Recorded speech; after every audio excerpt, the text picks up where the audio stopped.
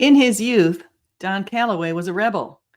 He had been kicked out of the country of Japan.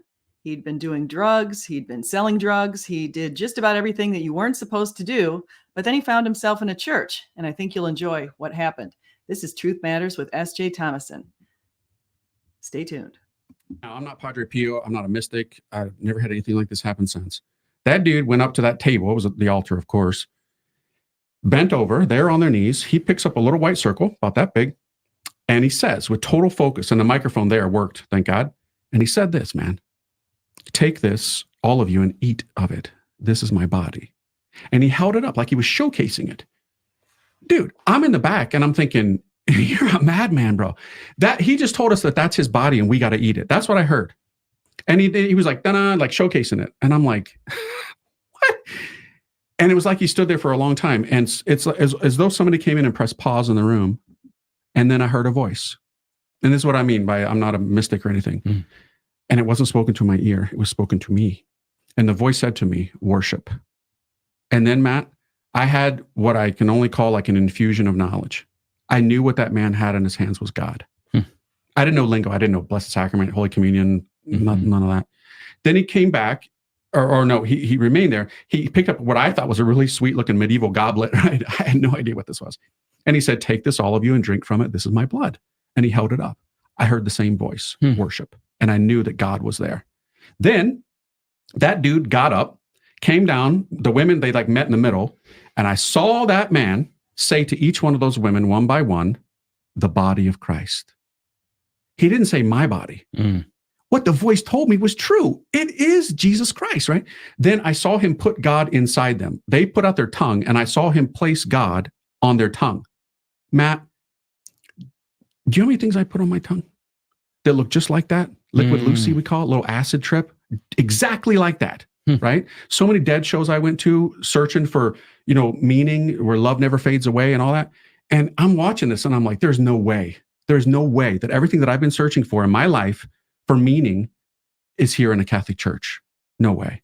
He did the same thing with the chalice, right? They drank from it. I saw this. Do you know how many chalices I drank from? Tons, right? Take a sip, pass it around to your family and the dead, right? Insane. So I'm like, what? Then he did something. He left. They left. And there I am alone with God in a box with a red light next to it because he seemed to have God still there, right? I didn't know the terminology, so I'm speaking as though I'm living it, right?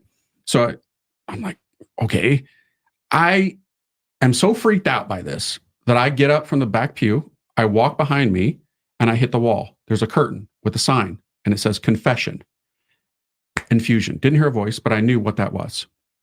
Because I've been to the hospital a ton of times. I get kidney stones like every 5 years. I'm begging for death, nuts. I've broken bones and shattered this, and everything. So I've been to the hospital a lot. Every time in a hospital, you go behind a curtain and your life is saved, right? I knew this is a church, more than a church. This is God's rehab. This is God's hospital. I knew it. I went to that priest's office.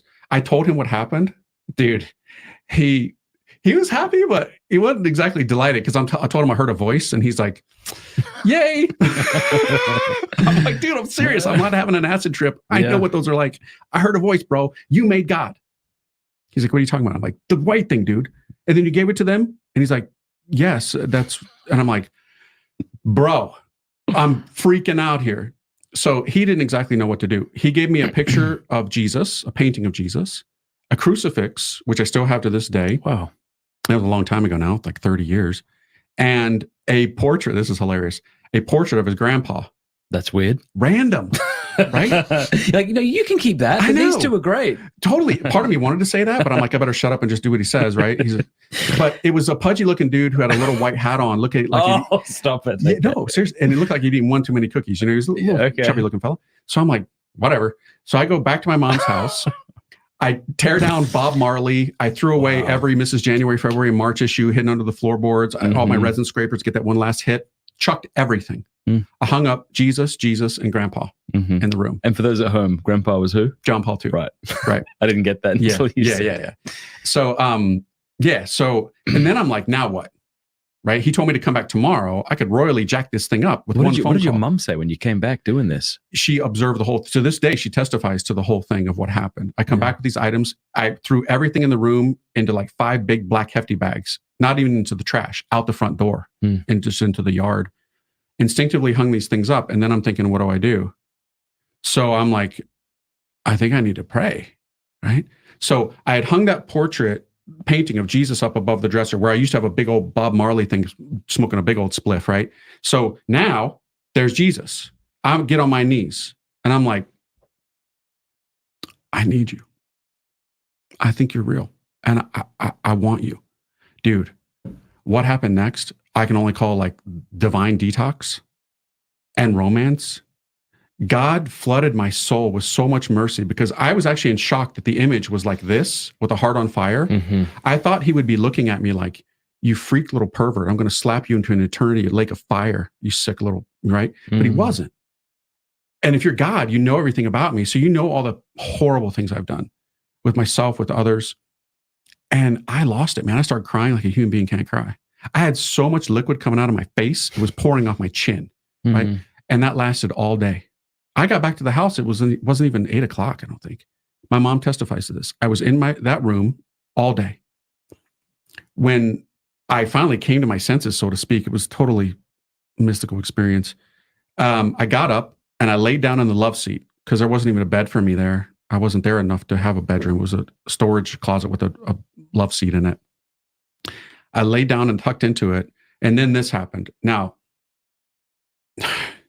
I pray this never happens to me again. And I say this being a priest 19 years now.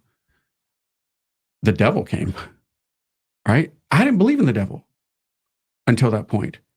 A creature came into the room and started to manifest itself, like literally take on a physical form. Matt, I was so terrified that I couldn't even move. And if anybody's ever had like sleep paralysis, right? I have that occasionally. It's a terrifying experience, but this magnify it by a quadrillion. This was a living creature that wanted me. And what did it look like? It was fuzzy. It wasn't like it was clear. And it's not like I'm seeing you. Yeah. It was just a presence that started to, like looking through a glass type of thing, or that marble glass, whatever you call it. But it was there and it was starting to get clearer. I was so terrified, I had to close my eyes. I was absolutely petrified and I couldn't do anything. Man, I wasn't a Satanist. I didn't go to like some seance or on a pentagram and slash a chicken's throat and sprinkle blood. No way. I never, but I had dabbled in like Ouija boards. Not because I even believed in it. I was the one moving it, trying to get the girl, like date him, I'm spelling it out. Like, yeah, it's stupid stuff, right? Yeah. But tarot cards and all that kind of stuff and just stupid stuff. But the devil, I think, thought that I belonged to him, right? As the songs say, running with the devil, all those songs I used to rock out on. And I was so terrified because I'm like, what am I going to do? Can I punch the devil? Right? Am I going to take a swing at the devil? That's not going to work. And I couldn't because I was so paralyzed with fear. I did the only thing I knew how to do.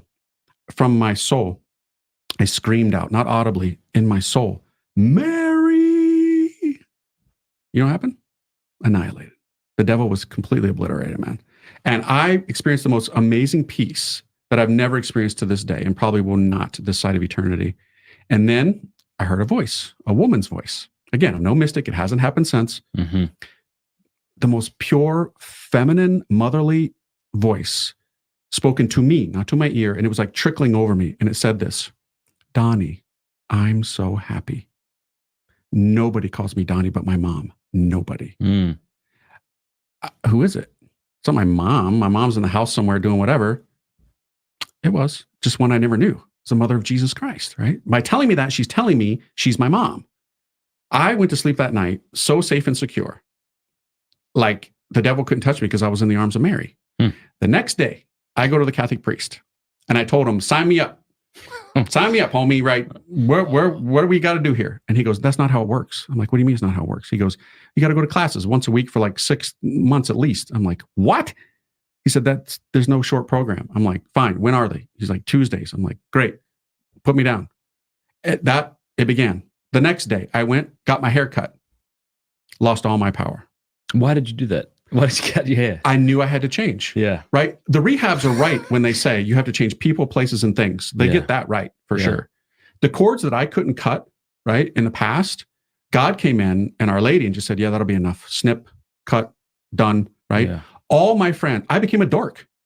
I was no longer a chick magnet, so to speak. Yeah. And the girls weren't attracted to me. I lost my hair. Back in those days, long hair, you're a cool dude, right? Yep. I lost it, man. Nobody wanted to. So that is a beautiful story, and it kind of reminds you of something that happened at the foot of the cross. So you might recall that the Apostle John was there with Mary, Mary's sister, the other Mary, the wife of Clopas and the mother of James and Joseph. And also there was another woman there, the wife of Zebedee, who is the mother of the Apostle John. And Jesus up on the cross said, "Behold your mother, behold your son." And that was something that was said to the Apostle John. And then John took care of Mother Mary for the rest of her life. And it's very interesting when you think about that, because Mother Mary is all of our mother, and it's a beautiful thing. So I hope you enjoyed that. Please like, subscribe, and do come again. And just remember, whether you eat, drink, or whatever you do it all for the glory of God. Thank you.